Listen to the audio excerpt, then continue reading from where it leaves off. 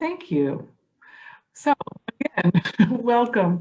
I'm Mary Ronner, and I'm with the Regional Education Laboratory West at West Ed. And I'm here with my colleague, Laura Buckner from West Ed, and our partners from the Centers of Excellence for Labor Market Research, Michael Goss, Sarah Phillips, and Nora Saranello.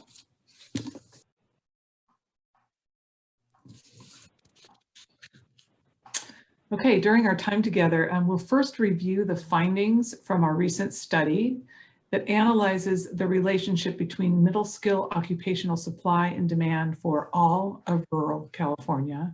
And then we're going to dig into data for the northern coastal subregion. And finally, we're going to discuss the landscape shifts that we've seen due to COVID-19, some of the barriers to meeting occupational demand in your area, and hear from you about some strategies for overcoming those barriers. We hope to come away today with new understandings, insights, and strategies, as well as some action plans to collaborate regionally to strengthen the middle skill workforce. And as I mentioned earlier, we are with the Regional Education Laboratory West, or REL West, at West Ed. We're one of 10 regional labs in the country funded by the Institute of Education Sciences at the Department of Education. REL West's goal is to promote the use of data and research evidence to inform policy and practice, and ultimately to improve academic outcomes for students. Now, within REL West, this project is part of the California Rural Partnerships Alliance. Over the course of the project, we've provided coaching to several cross-sector rural California consortia to support their use of data to strengthen education and career pathways. We've also conducted the study that we're going to discuss today. And in that study, we were pleased to partner with the Centers of Excellence. Michael Goss, who's here with us today, was the key researcher, so I'm going to turn it over to him to share the study findings with you. Michael's the director of the Inland Empire and Desert for the Centers of Excellence. He has over 10 years of labor market work experience, and he also serves on the U.S. Bureau of Labor Statistics Data User Advisory Committee and the Southern California Association of Governments Global Land Use and Economic Council. Thanks so much for being here, Michael.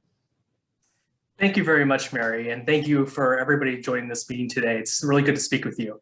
So as Mary mentioned, I cover the Inland Empire Desert region, which is located in inland Southern California.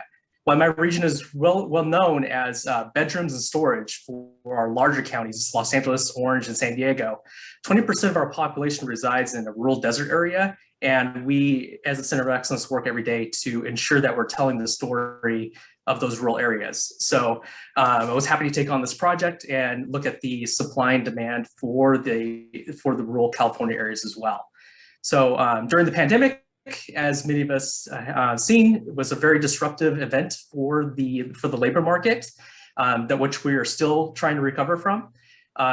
The rural areas became a focus of many of those stories because the LA Times in I believe it was late March, early April, mentioned that Fresno was the hottest housing area in not only in the state of California, but also the nation. Many people moving from more dense metro areas to the Fresno area and other rural areas to find more affordable housing and more space in rural areas.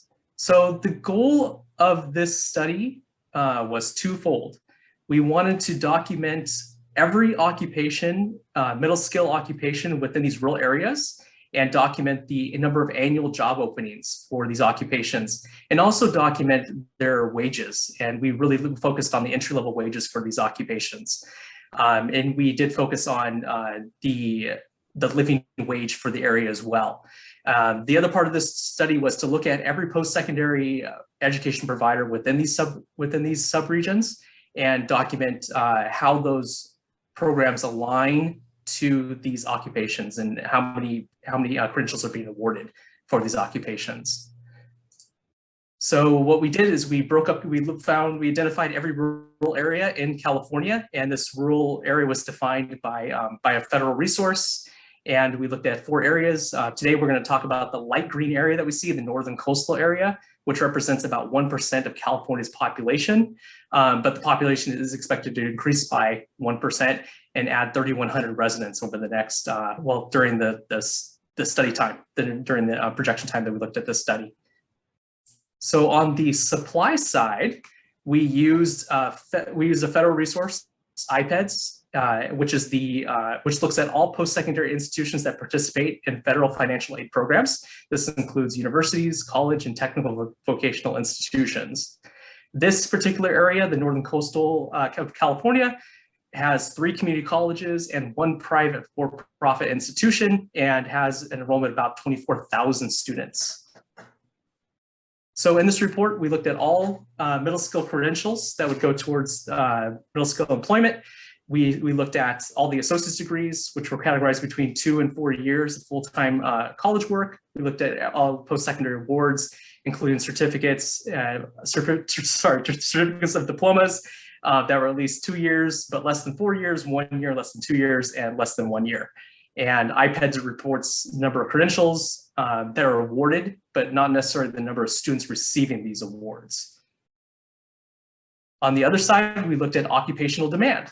So we looked at mainly middle skill occupations, and you may hear middle skill occupations brought up, but for the definitions for this report, the middle skill occupation is an occupation that generally requires more education than a high school diploma, but less education than a bachelor's degree. So this includes certificates and associate's degrees.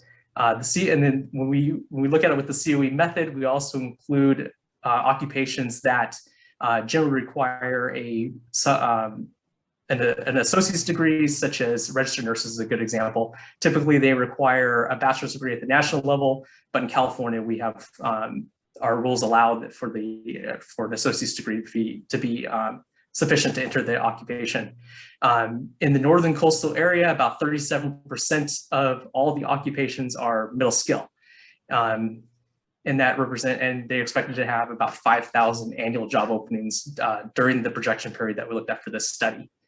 Annual job openings are jobs that are available not only because of growth, there's more employers move into the area, there's more demand for workers, but it also includes need for replacement need for these workers, such as workers who retire, workers who move out of an area, workers who promote to higher level supervisory or manager jobs. So that is the replacement need. And we also looked at all levels of earnings from the 25th percentile, which in this study we call an entry level wage. The 25th percentile means the lowest 25% of the people in that occupation earn that wage or less. That means 75% earn more. We looked at the 50th, which is the median, and we also looked at the 70th percentile as an experienced wage. So it's on the higher end of the wage scale. And we also compared those wages at the entry level to the MIT Living Wage Calculator, which provides a basic living wage for a single adult living within a county. In this study, we looked at the highest county in this 4-county region, which was at the time of the study $11.87 per hour. But now, looking at Mendocino County, which is the highest, it's $15.93 an hour. And I'll talk more about the living wage as we progress through this presentation. So the next part of the study was to look at those occupations, how much demand they had, look at how many credentials were produced that are aligned to these occupations. And we produced the gap to understand how much of a gap there is between the demand for these occupations and the supply of credentials that are being awarded. The alignments between the occupations and the credentials is a joint effort between the Bureau of Labor Statistics and the National Center of Educational Statistics, and it matches post-secondary programs to the knowledge, skills, and abilities trained by post-secondary programs to the knowledge, skills, and abilities that are required by occupations. So that we looked at the difference, and what we found was that when we looked at the middle skilled jobs within these 4 rural areas within California, we found that 70% of these jobs had a positive job growth, meaning that they were expected to expand employment during the projection period. And we also found that 79% of these occupations paid a wage at the entry level above the living wage, which is great, because we always want to encourage students to when they exit these programs, that they're going out in the field and they're earning a wage that they can be self-sustainable. And what we found was that there was, in these combined 4 rural areas, there's about 83,800 annual job openings. And we found that there were 20,000 credentials awarded for these occupations. And that basically equated to, if we look at this chart, a 76% gap in the number of projected job openings during the projection period. So there's quite an opportunity in the rural California area to expand programs or create new programs to meet the need of employers for more middle skilled workers within these rural areas. So that's a very basic overview of the 4-county study. When we come back, we'll talk specifically about the northern coastal area. First, what we should do is do some introductions. So first thing I'm gonna do is I'm gonna introduce my amazing colleague, Sarah. She represents the northern coastal area. So Sarah, go ahead, introduce yourself. Thanks, Michael. Hi, everyone. Thank you for joining us this afternoon. I'm Sarah Phillips. I am the director of the Far North region. So I serve the 15 counties. If you think of California and then think about Sacramento, like everything north of there, and there's 7 colleges up here whom I represent. Really, really grateful for you being here today, and I look forward to more conversation later.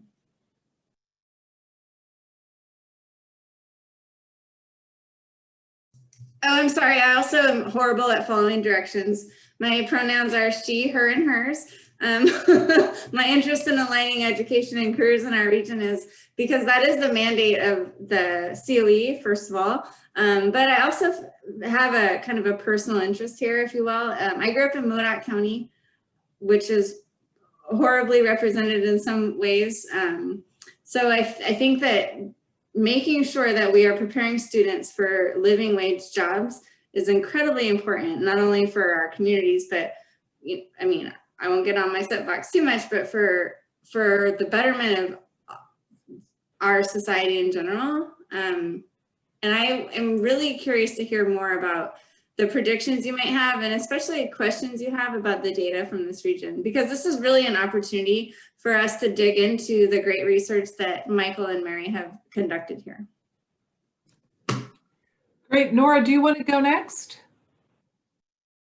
Certainly. My name is Nora Serenello, and I'm the director of the Center of Excellence for the Central Valley Motherlode, which is 15 counties that at the top end are Alpine, Amador, and San Joaquin County.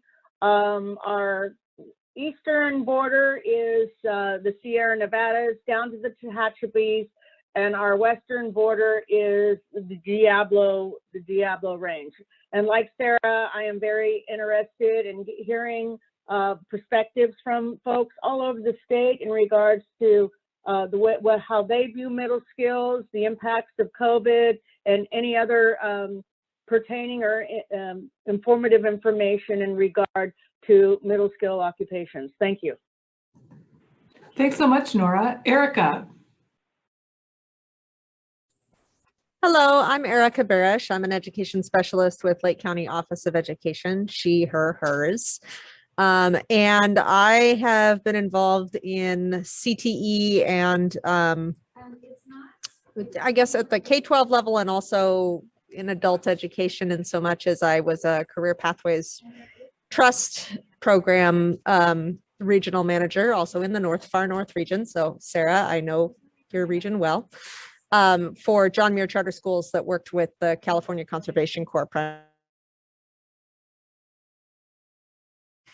community, or at the County Office of Education. I help our K-12 districts align their CTE programs with local industry needs, bring industry representatives together for planning purposes, and just make sure everybody is really doing a great job in turning out students who are prepared to succeed in the local workforce. So that's exciting to me because it helps to kind of solve this gap that we seem to have in Lake County with the employability of our students and the needs of our industry. Thanks so much, Erica. And we're so glad that we're seeing representation, not just from the community college, but from county office. And, you know, ideally with this kind of work, we get cross-segmental and cross-sector collaboration. So we're glad you're here. Okay, Clinton. Hi, Clinton Maxwell. I work for Mendocino County Office of Education, and I'm a college and career readiness specialist. He, him, and interests, long-standing. I've been doing workforce development for about 20 years. Used to work with JTPA programs, and then ran WIA programs, and then consulted for WIOA programs.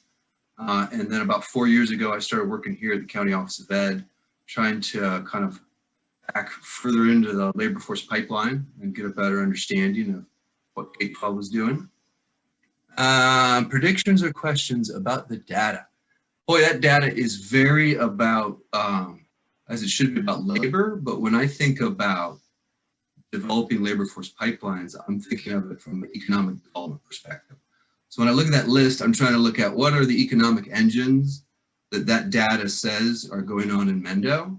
And then I want to immediately, you know, does that pass a sniff test? What's there, what's missing, how do we build on that? Thanks so much, Clinton, and another representative from the county office. That's awesome. Thank you for being here. Linda.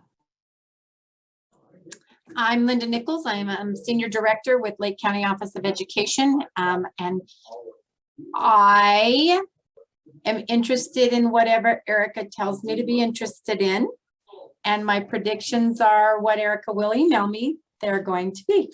I don't know. I don't know a lot about this. I just let Erica run because she is phenomenal and fabulous.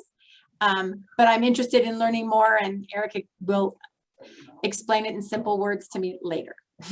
Well, I'm sure that you have a lot to contribute, and we're glad you're here, especially if it's an area of growth. So thanks for coming, Linda. Yeah. Emily. Hi, I'm Emily. She, her. I am a K-12 pathway coordinator for the North Far North region, serving the Mendocino College District, but I'm also hosted by the Mendocino County Office of Education.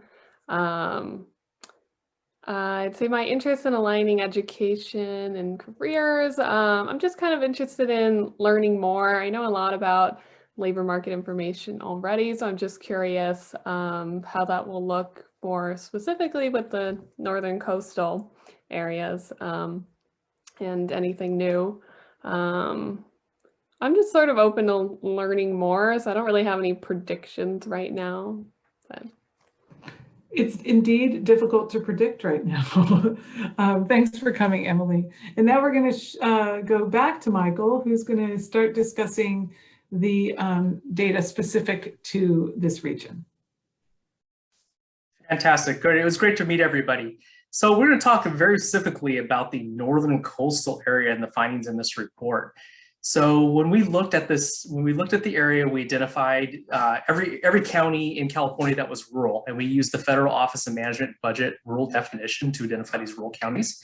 And then to further break apart the rural areas within California, we subdivided them based on their commuting patterns, so the way that people commute between counties and how they move throughout California.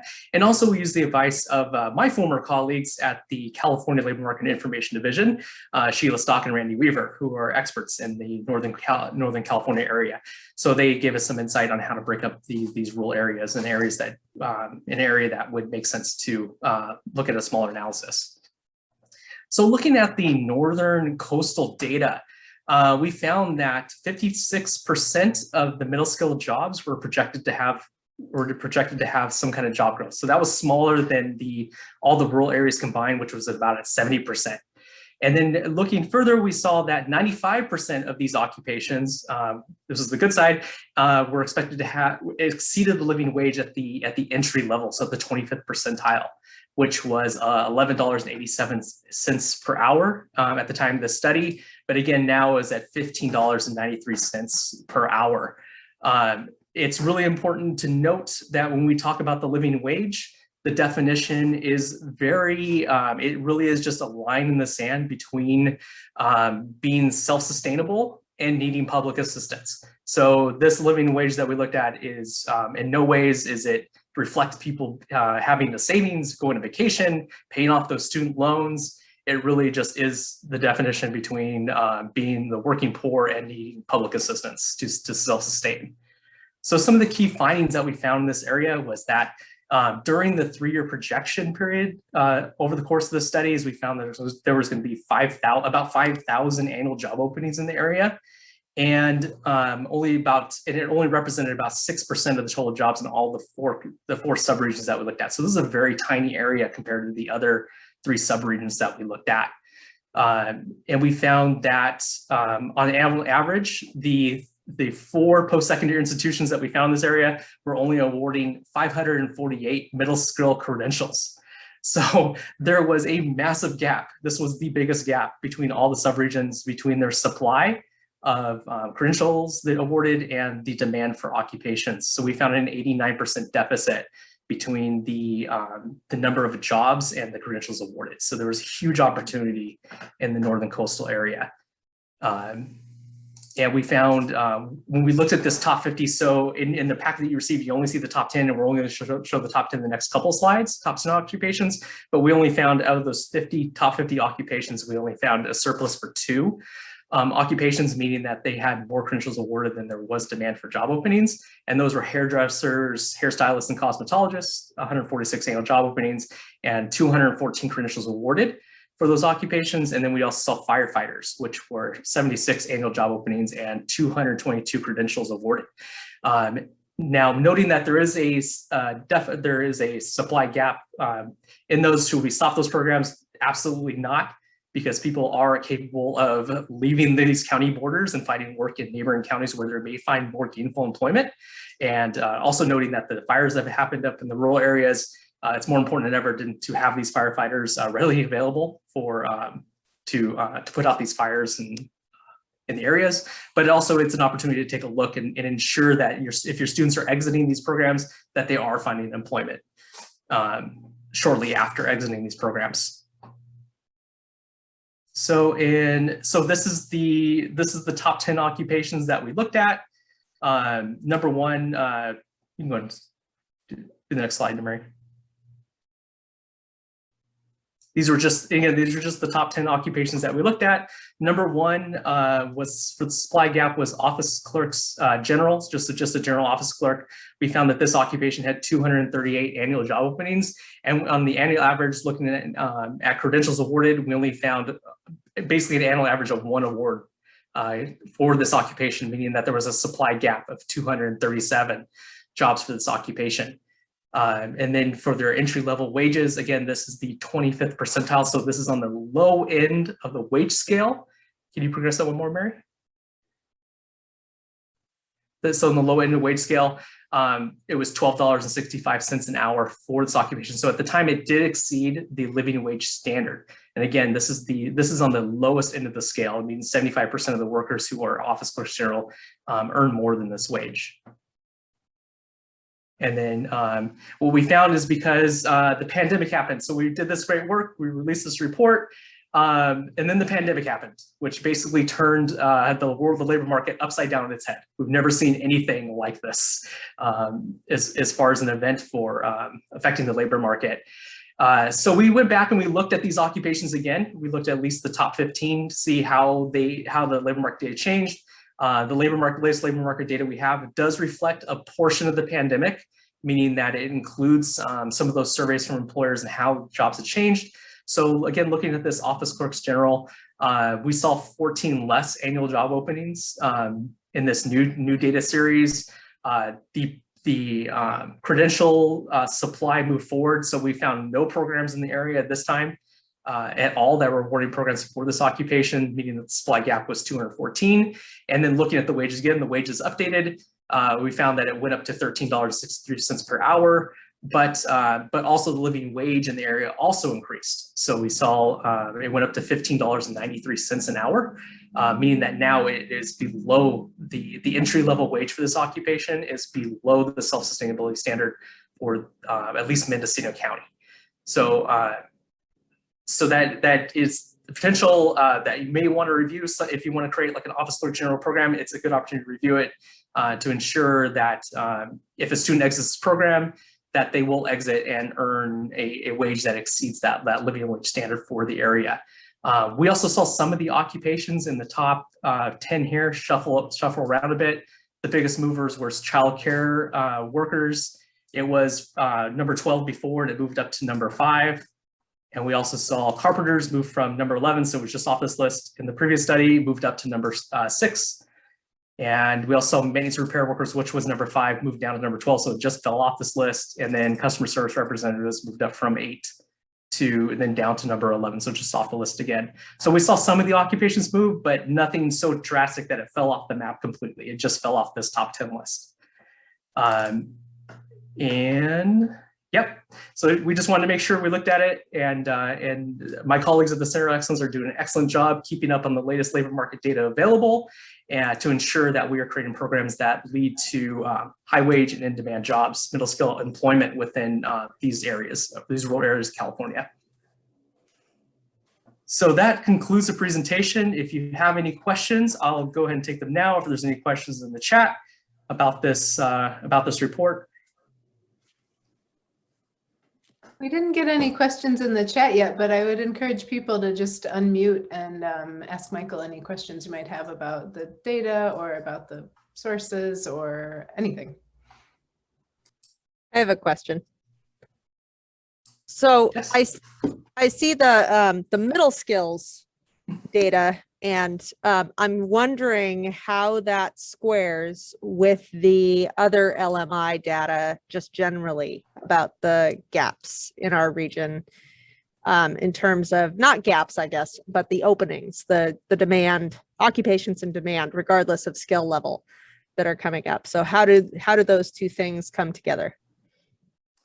So you're asking about, are you asking how it changed, or? How are these occupations that you've shown us the same or different from the occupations, for instance, in the North Far North regional plan that's set forward through like the K-12 strong workforce? Yeah, I haven't seen the North Far North regional plan. My colleague Sarah Phillips may have some more information on how those align. Basically, for this study, we use the Center of Excellence methodology, and I know Sarah's heavily involved in any kind of regional plan, especially at the community college level. So it depends on what they included in their regional plan. Okay. But for this particular study, we use basically the same Center of Excellence middle skill methodology, which basically includes all occupations that require more than a high school diploma, but less than a bachelor's degree. And then any occupations on the periphery that like nursing, registered nurses is like the best example. Typically, they require a bachelor's degree everywhere in the nation, except for in California, they need an associate's degree. So we include that in the middle skill methodology. Okay. The only reason I ask is because the high schools, in pursuing funding to support CTE programs, are being encouraged to look at that North Far North regional plan. So I just want to make sure that when we communicate to our K-12 districts, that we're all messaging the same thing and that they are set up to succeed as they pursue that funding. Oh yeah, absolutely. I would agree with that too. Can I jump in? I'm anxious to jump in on this one. Thank you. Thank you for the question, Erica. Yeah, I would absolutely refer to the North Far North regional plan. This research that we're talking about here and what we have on the regional plan in no way is contradictory. I feel like it's more complementary. Westside has done a great job and has really solid methodology. The methodologies that we follow to present the data in the regional plan are very much aligned. I would say that we took a little more liberty in our in the top 10, if you will, occupations that we present in our regional plan, thinking about and trying to think about pathways, right? So we did include some of the like less than middle skill occupations and then above middle skill occupations to think of, to represent what is happening in the region, if you will. I would love to talk with you more offline about this and walk you through some of the regional plan if that would be something that is of interest. Yeah, I appreciate that. Mostly, I plan to take you up on that. Good. I just want to make sure that, like, and you're probably positioned well to respond to this. I want our grant writers to be able to leverage this data, because I think that middle skill piece is really attainable for students in our county versus potentially the whole shebang, right? But I don't want them to get dinged for referencing the middle skills avenue when they're pursuing K-12 strong workforce funding or CTIG funding or Perkins funding or whatever it is, if the grant reviewers are solely looking at the North Far North Regional Plan. Absolutely. And again, I will, and Mary and her team understand that our regional plan is, again, aligned with this research, but a little bit more updated, if you will, not more relevant, but just more in line with what you all are working on right this second. So yes, let's please be in touch. As Sarah touched upon very, very gently, the community colleges are funded by federal dollars. So it's a big no-no to spend this money on that type of thing. That being said, I have talked to people in the far north, and they do get around it by having a tomato growing program. Wink, wink. So there are ways to get around it. Can I jump in? Because sure, Michael, I think I misspoke. My goal wasn't to say we need to have cannabis labor pipelines going. It was, when I look at this list, it's hard to see ag show up at all in these top 10 positions. And I wanted to give you what we directly tell the students. The story you're living is your father's generational story about cultivating. The price per pound used to be $7,000 a pound. Now it's only $1,000 a pound. By the time you graduate, it won't even be $100 a pound. So I'm not telling you that we need to build cannabis labor force pipelines. I'm saying you have to have a realistic way of engaging the labor if you want them to start this prolonged path that is completely unnecessary. I don't need to go get a certificate in construction. I can show up on a site, push a broom for 3 weeks, and I got a job. But if I go to Mendo College's construction program, I might find out that pushing brooms gets old, and Butte has a fantastic series of programs, and Chico State has a construction management program. So we got to tell that high schooler, not only is why cultivation a major economic engine starting to be not a very good industry to get into, but here's why these paths that have been really a non-traditional story in the county are extremely valid. And the story I always use in Ukiah is I pay John Chan, a non-union plumber, $100 an hour. Trimmers are lucky to get $20 an hour. So that's why I'm going to talk to you about W-2 employment, about how we can go to TIPS, a pre-apprentice training program. And that's how we start putting the seeds in at least our K-12 system to help dispel these cannabis cultivation stories, or at least better link up to, sure, go ahead, explore cannabis, but guess what? They need welders. And you can do welding right now, and they need this. So it's not a cannabis only conversation. It's a look at, here's all these ancillary things that are valid W-2 jobs that provide a lifestyle that's really what you're seeking in Mendo. And you don't have to worry about someone rolling in with a gun into your house, because that's a lot of our students' story too. They know the trauma of people being strong armed. So they don't really want to be in this business. They just don't have another identity. And I will say to you, after doing this for 20 years in the K-12 world, that's what we have to drive, is worth defining career technical education experiences that are hands-on, that help the student and connect them with industry so they have mentors other than the only other mentors in the cultivation field, and they'll identify and pursue and they'll complete these certificates, which obviously is only being done at 10% of need.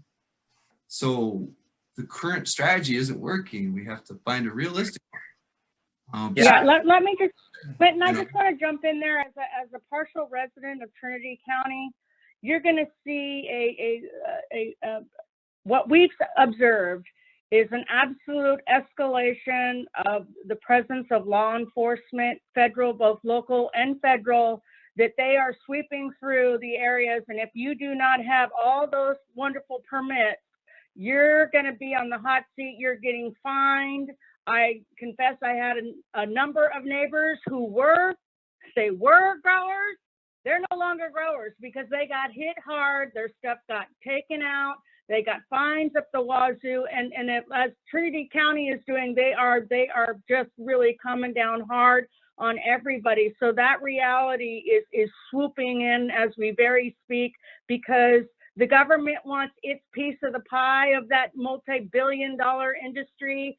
And those that are big commercial growers who want to be big commercial growers, they don't want all those little guys, you know, picking off their piece of the pie and getting into their area.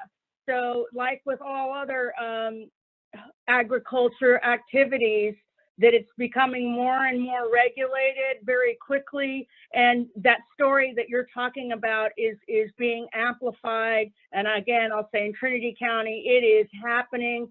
And it's going to come visit all of the northern counties. It is here. It's with us. The government wants their money, and the big growers don't want these little guys around anymore. So those, however, $20 or $30 an hour jobs are going to dissipate fairly quickly. And I would envision eventually with a large conglomerate that they might end up in this state having to unionize those people, as that our farmers down here in the Central Valley have had to do to some degree, you know, promise minimum wage and so on and so forth. Just wanted to put that out there. Thank you. And I'll just add again, as like labor market researchers, this is, you know, we are absolutely not able to capture the reality of the labor force in this industry right now. Yeah, and I agree with you, Clinton. To your point, I think there's a huge marketing issue with getting the word out about these types of jobs to young people. And I'd be a big advocate of starting career education, at least that training, that kind of hands-on kind of training at a much earlier age within these areas, and get people excited about these types of jobs and tell those stories about how many jobs there will be available, but also that you can eventually earn a self-sustainable wage in the area. Michael, I'd like to stay on that because I, for 3 years, pushed into our county's community school, which is where the kids getting kicked out for behavior reasons of their district. And that's the very first thing they've tried to do to wind up the adult. You do career exploration, and they're like, I'm going to be a trimmer, and then I'm going to be a grower. And if we don't inform the adults to say, you're a trimmer, so you're able to sit there for hours on end and do high detail, and you're making sure to not use your phones so that what you're trimming passes batch and doesn't ruin it for the grower. You got transferable job skills everywhere. And when you take what they're trying to wind you up with and you reframe it back into its more marketable skill set, it immediately flips them. But if we don't train the adults, they get all wound up. The adults know the last generation story, so they don't feel like they can push back on that cultivation story when it's not true. So we really, if we want to have, from the K-12 at least, pipelining to our community college, we have to have really sensical scripts that help adults navigate the realities of the classroom and keep it relevant for these students so that they're on the hook when they understand what a career looks like versus just a job. Yeah, definitely appreciate your perspective, for sure. I wonder if we should move forward to the next slide and talk about, I believe the next slide is about the pandemic, and we'll continue and can definitely circle back to this conversation again. Does that sound okay with everyone? Excellent.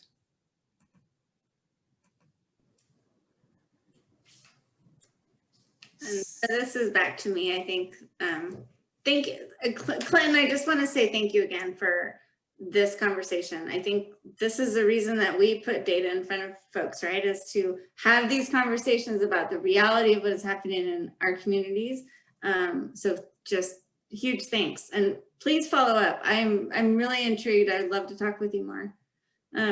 Sincerely, I really would. So switching gears a bit, like Mary said, let's think about the pandemic and the influence that's had on all of our worlds, because I don't think it's small for any of us, right? But after looking at the data that Mary sent before this webinar, like, what do you think? Like, what do you think what's going to happen next? Do you think the changes that we've seen or that we've experienced or even that we've heard that might be happening, are they permanent? Do you think that we're going to go back to some of the demand that came before the pandemic? I'm really curious because this is kind of like my wheelhouse and Michael's and Nora's as well. Like, and you guys, your voice right here is the reason that we're doing this webinar. So please help us. Tell us, like, what do you think, what's the impact of the pandemic, especially on middle skill occupations? So I think, and I've even joked with my coworkers about it, because when everything went to distance learning last spring, we all were charged with tech support for our districts, and tech support is here to stay. There are aspects of not only distance learning, but telecommuting and just being able to do things remotely that I do believe are here to stay, and being able to provide that tech support piece and cybersecurity piece also, because with increased technology comes increased risk for hacking. I think that that is a huge opportunity that we're on the cusp of right now, that we've seen it in terms of like a crash course, but I don't think that's going anywhere. And I think we're seeing that kind of play out right now, right? There's a cyber security attack on a major oil pipeline down in the Southeast. So yeah, like the implications of this are real. And I know the COE did a pretty comprehensive study, I think 3 years ago now, around cybersecurity occupations. Yeah, thank you for that feedback. I feel like in Mendo, what I've seen in the last year is more big boxes get into a new routine and keep those kinds of roles going, and more mom and pops shutter up and not open up. And yet the entrepreneur is always going to be super successful. And so for what I see is, like, in K-12, entry-level positions completely appropriate. And so we're trying to do more work-based learning, get more internships. And so I think for the labor, the population we serve and the job opportunities they're expecting, this isn't going to be that huge. I think it's for your mid-level manager who maybe got laid off because they were recognized to be redundant, and the position, like Adventist Hospital, gutted all of their middle management corporate people because they recognized that they were fat. They were just the extra people to help out their leadership, and with their leadership shifting, they were unnecessary. So you got a lot of white collar positions just disappeared. So that's what I wonder is organizations will cull out certain roles. Can you say more about the specific positions that were that went away, or? Yeah, so Adventist Hospital, I'm assuming you kind of know the system. There are major healthcare, and they each have their own hospital, which has a president and kind of their own staff, but then they have a corporate overarching organization. And they had a bunch of really competent white collar management people who basically touched base with the hospital systems to roll up information for decision makers, because they're decision makers, they're pretty busy. And when the flow of communication and the butts and seats shifted for the hospital, they recognized that there was an entire layer of savings they needed to recognize, and they laid off all of basically high-level managerial support for decision makers. So it was just a corporate restructuring type of it. And, you know, so, and then what Nora said is going to be absolutely true. Our Board of Supervisors has decided to do proactive cultivation with GPS, just the way that Humboldt did. So that, just what Nora said, she nailed it. 100% is going to come to Mendo. And that will be just unbelievably shifting. I just don't know really what way. Thank you.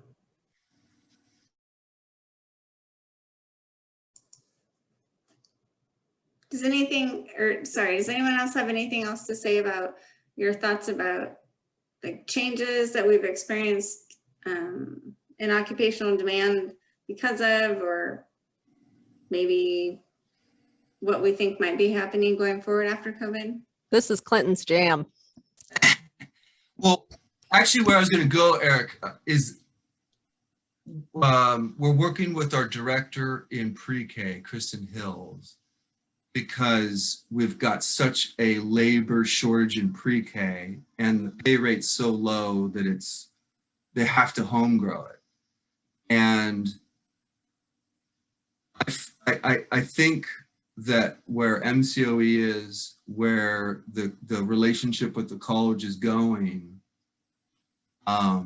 any industry that wants to can buddy up with education and we'll tailor you a labor force pipeline. It just takes, what I find is, 1 to 3 years to develop it.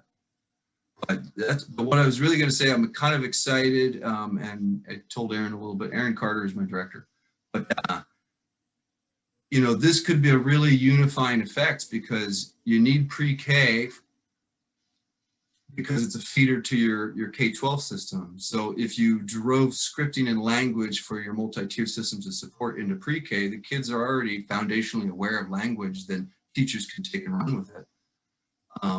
But you can have high schoolers participate in it. You can have community college participate in it. And the Mendocino Community College does some of the certificates that are required for the funding streams in our pre-K system. So it's a really nice loop of potential partners that addresses absolutely a critical need in our community. When I moved here, I had a 1-year-old and it took me 6 months to find daycare. It was crazy. So there's no housing here. There's very little child care, and good stable employment at realistic livable wages is very short supply. I'm really excited about that child care because I see it as an invitation for a lot of potential partners.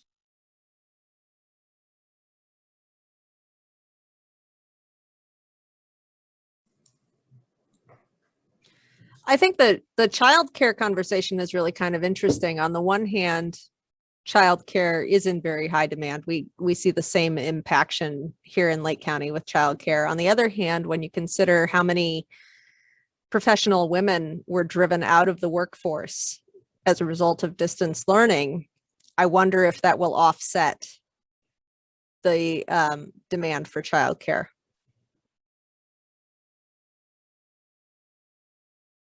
Sorry, that's all. We're at a 30-year low for female engagement in the workplace. So we realize COVID policies has created the most discrepancy in gender equity and employment in 30 years. Yeah, so this next section, we were going to break out in small groups, but we have a nice small group in and of ourselves. So we're going to stay as a whole group. And I wonder, Francis, could you post the questions in the chat so that can guide us? Sure, give me 1 sec here. And I think that these questions are definitely gonna, I don't think we're gonna derail this conversation right now. I think No. For certain they're building upon what we're going with right now. And again, I can't thank you enough for your honesty and your really insightful feedback right now, you guys. This is great. This is why we're doing this, even though I feel sweaty. Good. So I'll read them out loud. From what you know, which middle skill occupations experienced an increase or decrease since COVID-19? And we've already talked about that.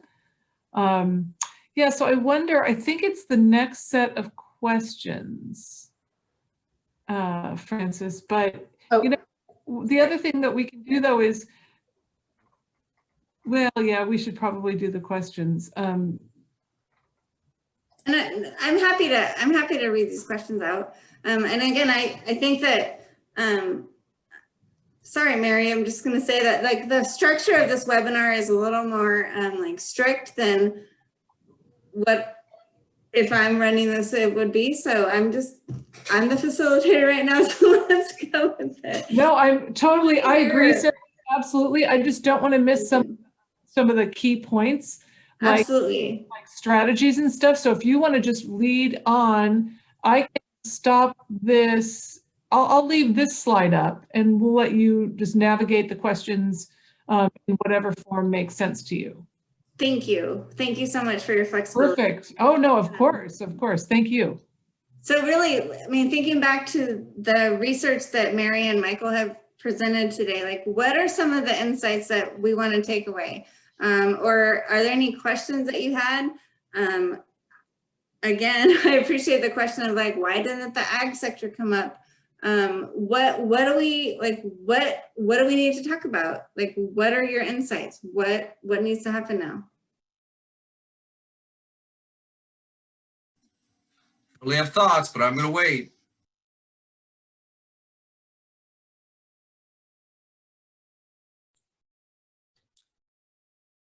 I don't know if this is what you're getting at or not. I know that from talking with industry in Lake County and bringing those industry partners together with our K-12 partners and really having conversations that try to drive meaningful CTE in the K-12 realm, that soft skills are huge. And I know that there was a real movement a couple of years back, and it, at least as far as I know, it seemed to have kind of petered out with digital badging. And so I think it might be interesting to revitalize digital badging in terms of talking about these certifications, because certifications sometimes are kind of intimidating, both from the student perspective and from the teacher perspective. Digital badging seems like a reasonable on-ramp to that conversation. And then also certifications that are cross-industry, CPR, first aid, typing, those really easily obtainable, stackable certifications that students can add to their resumes while they're in high school in order to make themselves more marketable. But going back to the soft skills conversation that is so much in demand in our local industry, and in industry, no matter where you are, no matter what the industry is, everybody says, you know, I can teach you how to weld. I can't teach you how to necessarily interact with customers without firing you first. So I think that that's a real need. And I know that there are resources out there. I'm a new world of work trainer and all of that, but it just seems to be a barrier getting our CTE programs to a place where it's manageable for them to integrate that into their programming. And I'm not knocking the teachers. The teachers have a lot on their plate, a lot to do. And in a small rural district, they have probably twice as much as at a large district. So please don't misunderstand. I'm not knocking the teachers, but it's daunting. So if we can make that as packaged and palatable and easy for everybody as humanly possible, and incentivized in some way, shape, or form, that's what's nice about, the digital badging, is you kind of gamify it a little bit. I think that could serve us pretty well. I feel like perhaps that's tangential to the questions on this slide, but I do think it's a root of the gap that we face. No, I don't think it's off base at all. And I think it's really important. And I think it's a missed opportunity in some extent to not only market our students, but to market the programs that we do have that are working with industry. Like there's some disconnect and like, hey, like, no, like we designed this CTE program based on labor market need and industry feedback. Here are the skills that you will graduate this program with, from both sides, right? Like the student side, like, here's the skills that I have.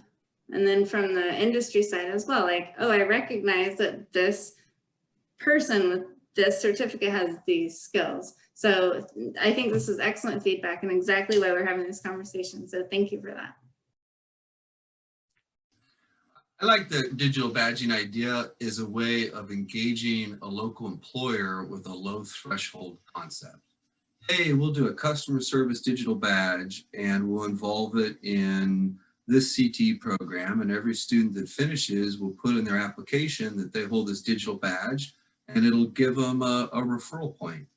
And in my experience, even with adults, it's amazing what a simple piece of paper, just a small sense of, I belong to walk through this door and ask for a job, will turn a trainee into an employee.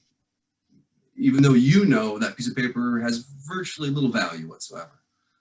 My other comment beyond the digital badging was, in looking at the supply data, you'd pointed out of 2 industries where we had too many credentials. So I think that's just as valid as where you have too few. So I think it was hairstylists or something, cosmetologists, and firefighting.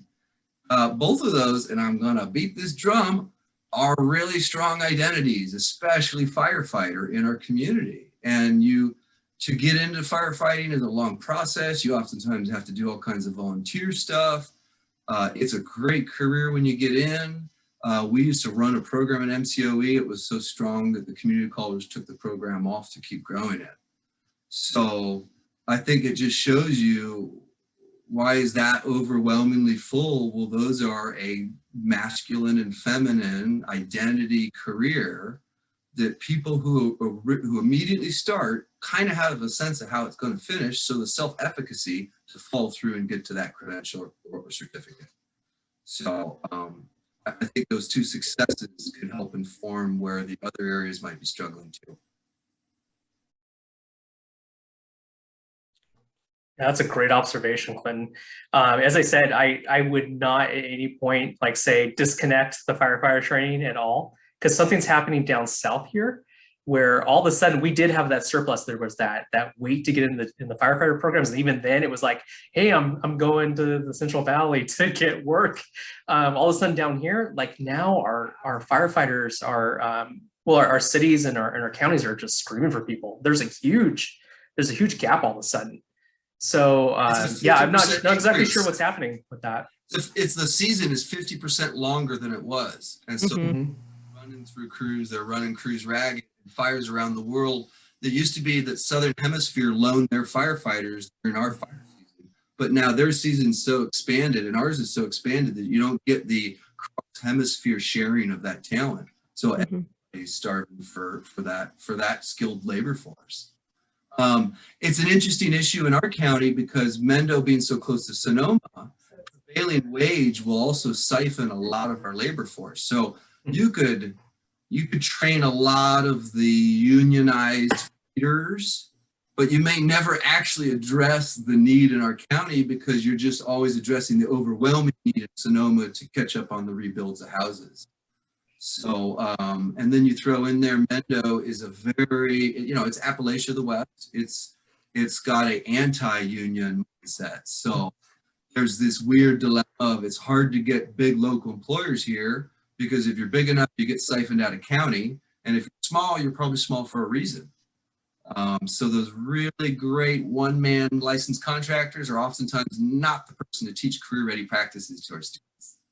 So it's multi-layered, but I'll go back to it.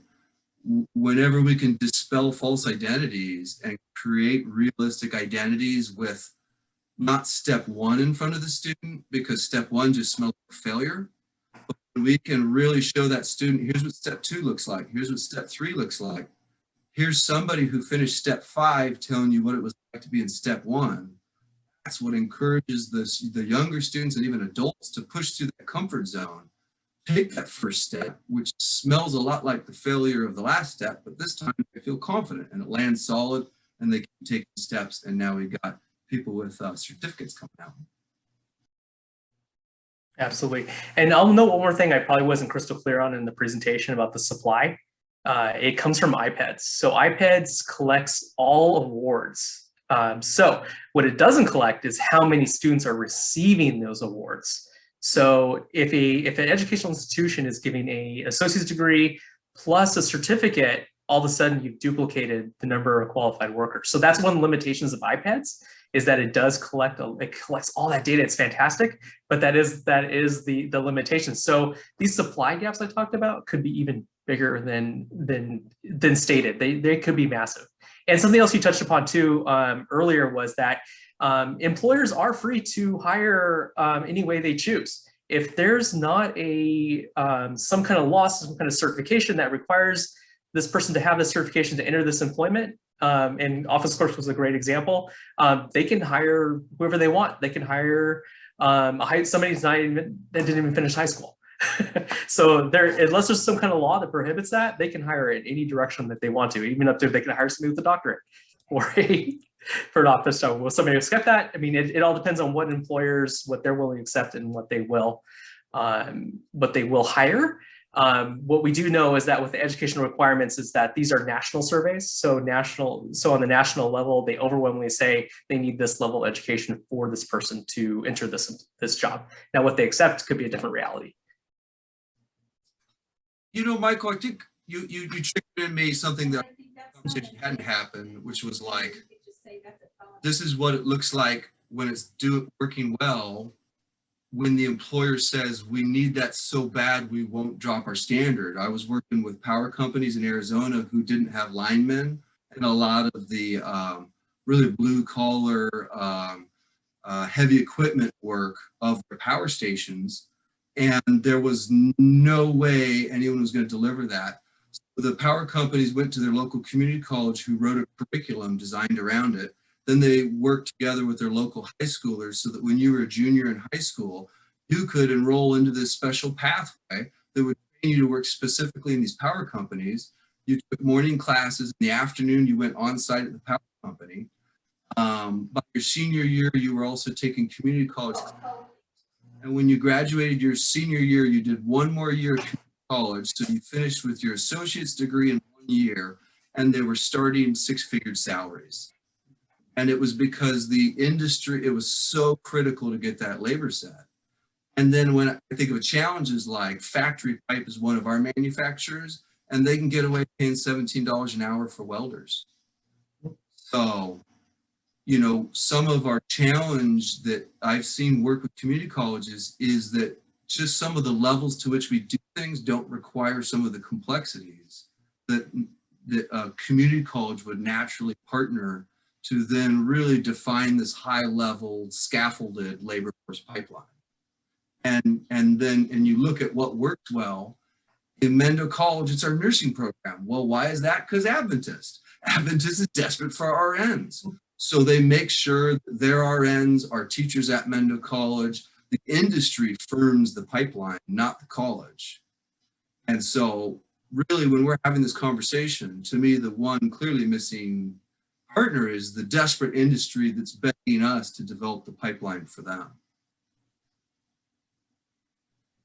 Absolutely. The industry that's not cannabis, I mean.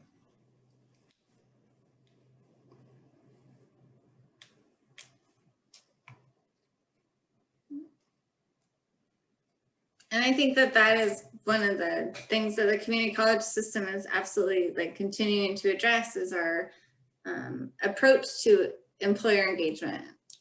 How can we do that better? What's working right now that we can continue to work on, I think.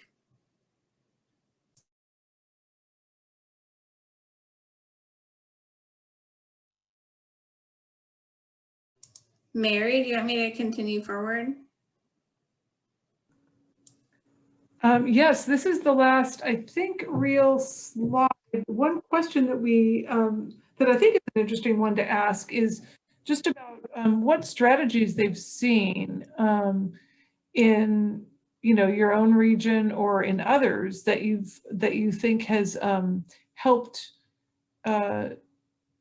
shrink the supply and demand gap, and what does that mean for this area?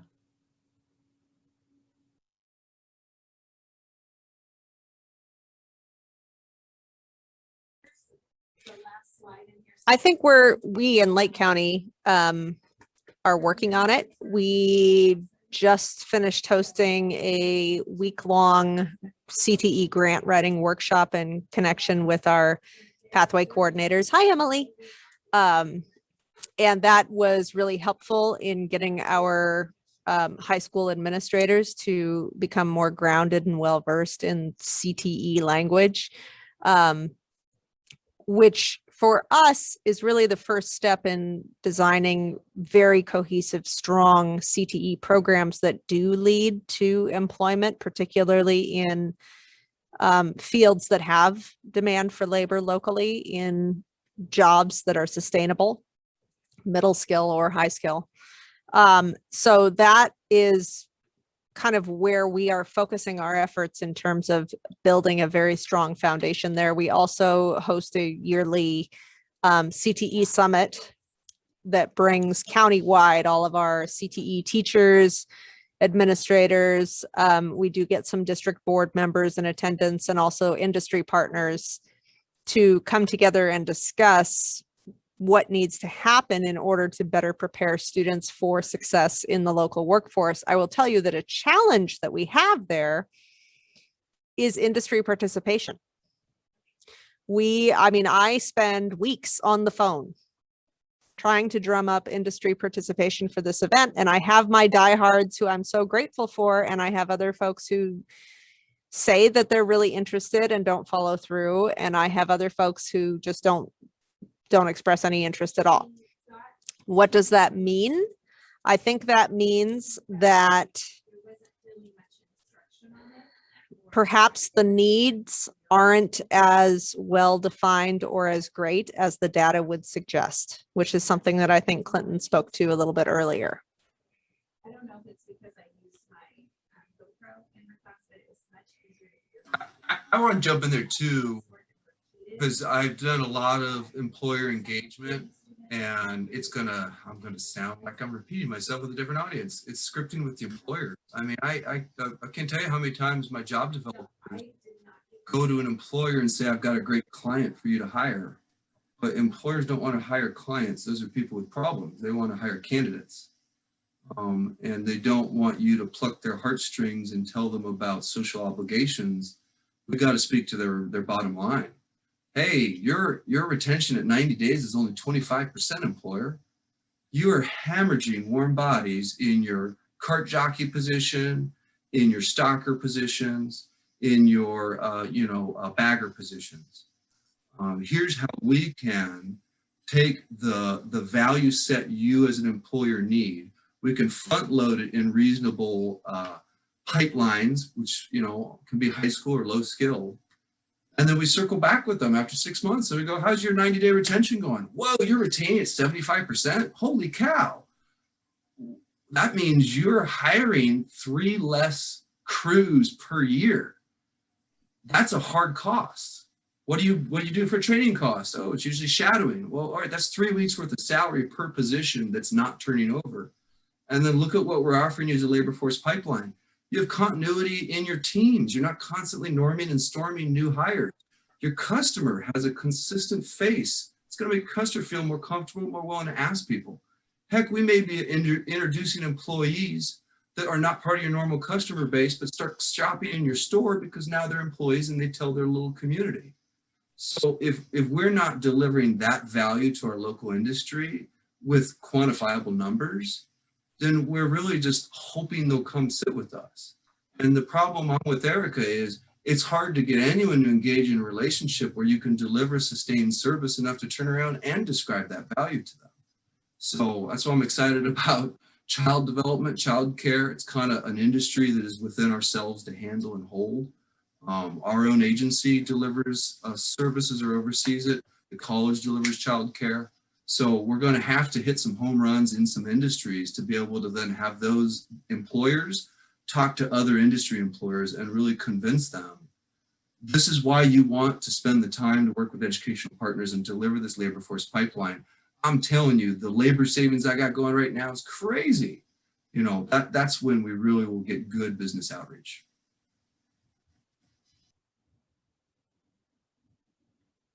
I also wanted to just chime in.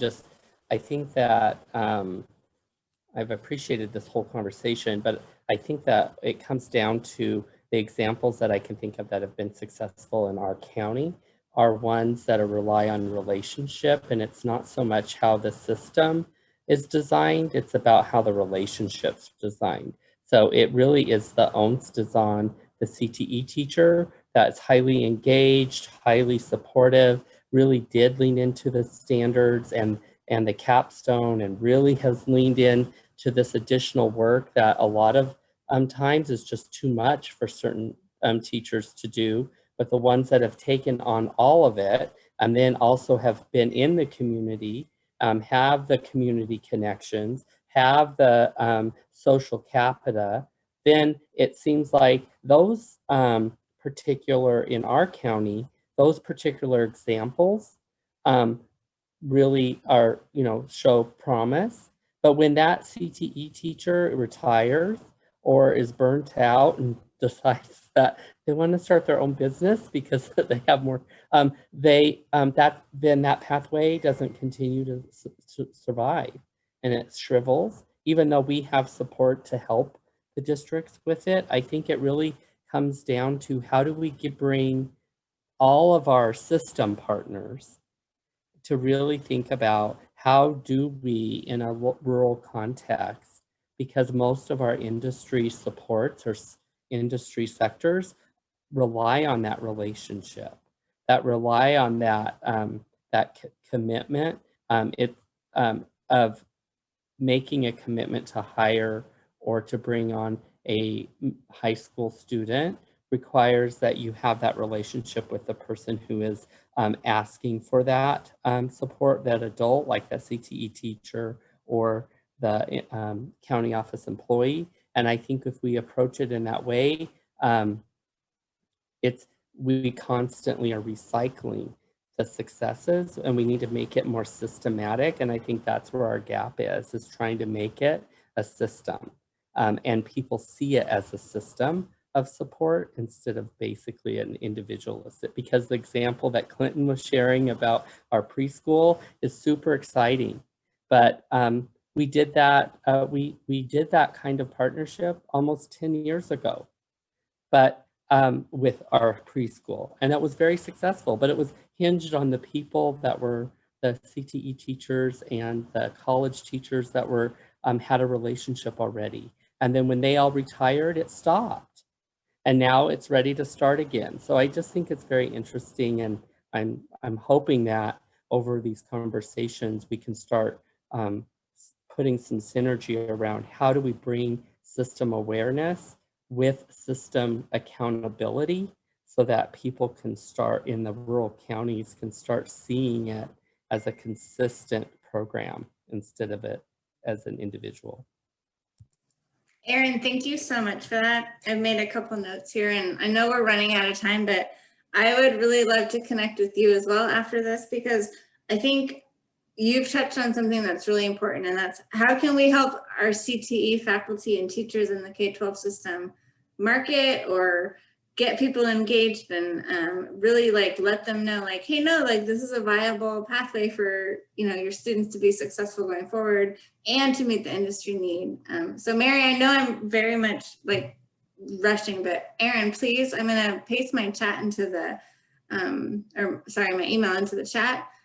Erica and Clinton, thank you as well. Morgan or Emily, we've met before. You know how to get in touch with me. I'm gonna paste that in, and please, because I'm gonna throw this out there too. If I don't hear from you, I'm gonna follow up.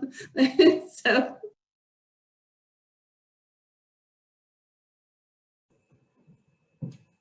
I think that's a comment I jump on is if you all have ever been a job developer, you're a case manager, and the numbers I say with my team was that our job developer could handle 45 to 60 clients. That's how many people's stories that they can keep attached, make sure they're connecting, moving forward, developing into employment. And our high school teacher who's teaching 5-6 sections has 150 students. So that job developer wasn't even teaching. Here is the teacher doing a full-time job teaching, and then is doing 2 other full-time case management jobs to make the CT system work. So the system is a wonderful system and it works, but it idealizes what the adult CT teacher could do as a hub. And we've got to figure out a way to support those teachers in developing relevant, vibrant, work-based learning, engaged experiences. And then momentum alone will carry into community college and will carry through. But, you know, we're asking too much of these CTE teachers, and that's why, like Aaron said, they're great, they're vibrant, they get compassion fatigue, they get system fatigue, and then they're gone.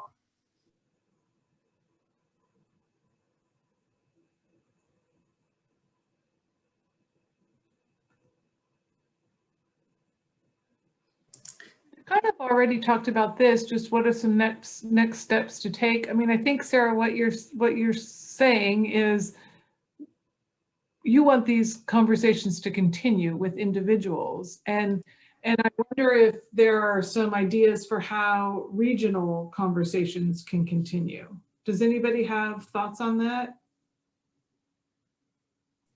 First of all, thank you, Mary, for that nice segue. And yes, I'm very genuine when I say, like, please let's get in touch. I want to continue having these conversations.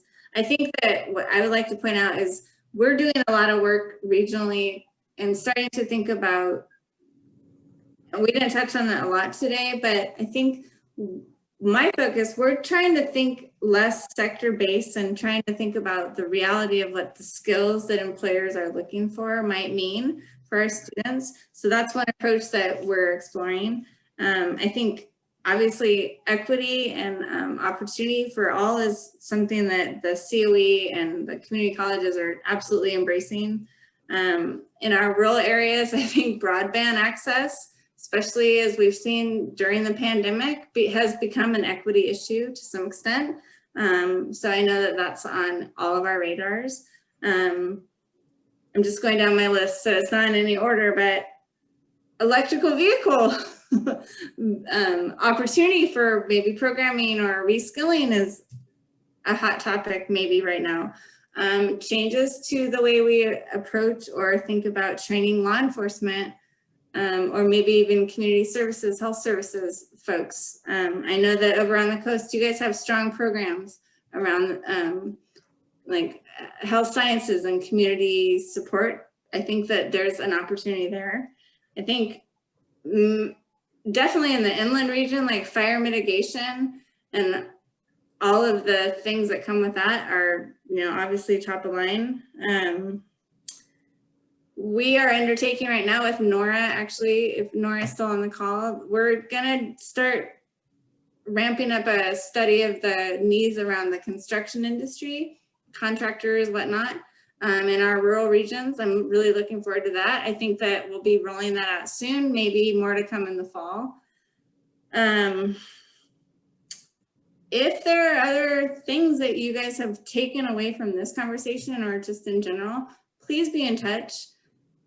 I'm here to serve you all in this role, and our role in, you know, advancing our students' opportunities to better, you know, serve themselves, if you will, and make our community stronger. So please reach out to me if you have thoughts, ideas, and you better believe, Clinton, I'm gonna get in touch. I think that I have a lot of questions, and Erica, same. All of you on this call, I just really appreciate your insights. Aaron, absolutely, will be in touch with you as well.